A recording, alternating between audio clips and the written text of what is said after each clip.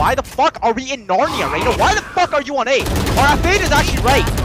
It's like, why? Yeah. Cause you're shit!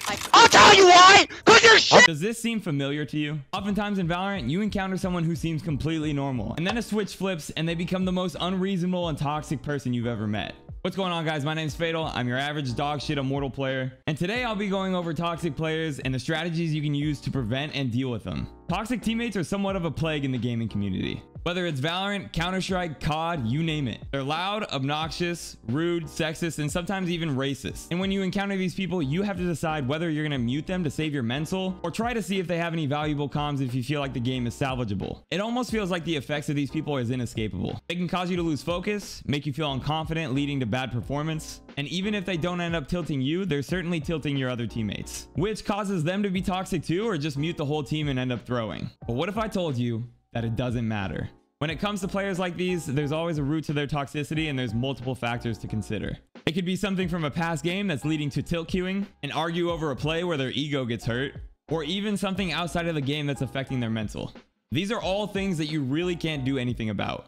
But what you can do is choose how to deal with it and not let it affect you as a player. The first thing you have to remember is that it's just a game. We're all kind of competitive. We all take it pretty seriously in some way or another. But RR is just a number, and it does not define you as a player. Improvement is defined in many other ways far outside of your number on the leaderboard, and sometimes when things are out of your control, you just have to go next. The second thing you can do is learn how to prevent or minimize the amount of these experiences you have. Here's a short list of things you can work on or think about to lessen these odds. First, self-reflect and make sure that you aren't the toxic one. You may think you're smarter or better, and I'm guilty of this too, but if you're the one tilting your team by blaming them for mistakes or demanding plays, then it only makes sense that you're going to get muted or have your games thrown.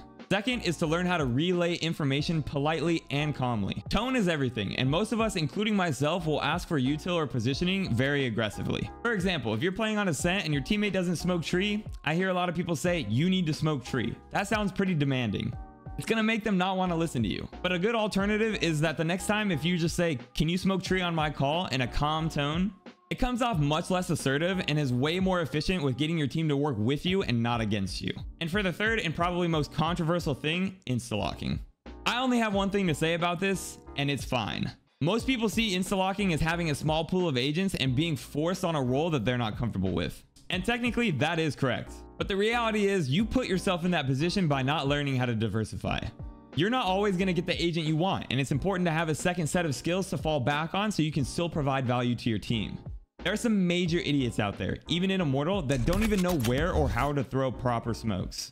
Letting people play what they're comfortable on is a key part of the game. They will be way more likely to frag and pull their weight rather than filling and bottom fragging. Having a main in at least 2 or more roles, in my opinion, is very important. It teaches you more about the game, it'll make you more consistent, and the more consistent you are, the less you'll get flamed. Now for the ladies. You girls have it rough, and there is no doubt about that. You're constantly walking on glass, and one wrong step, suddenly your whole team feels sexist. The constant pressure to perform and avoid all that shit talk is definitely draining, so here are a few tips to take the edge off. Number 1, have a consistent duo. Someone who will stick up for you and help you report the assholes who come for your throat. It's always easier to stay confident and perform when someone has your back. Number 2, do not be afraid to communicate. A wise man once told me that Valorant is a game of giving comms, not receiving them. Even if you end up muting the toxic weirdos and you can't hear them, they most likely can still hear you. Calling out damage in positions is very useful, so you still get to provide that impact while not receiving any backlash.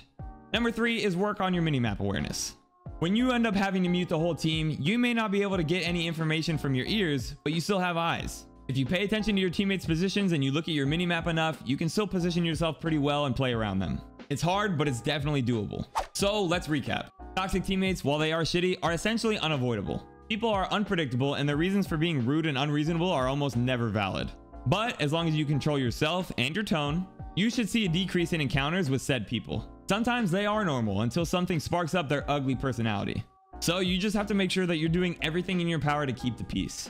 And again, for the ladies, I know it sucks and you should not have to deal with the things that you do. But just continue to work on yourself and mute the people who try to get under your skin.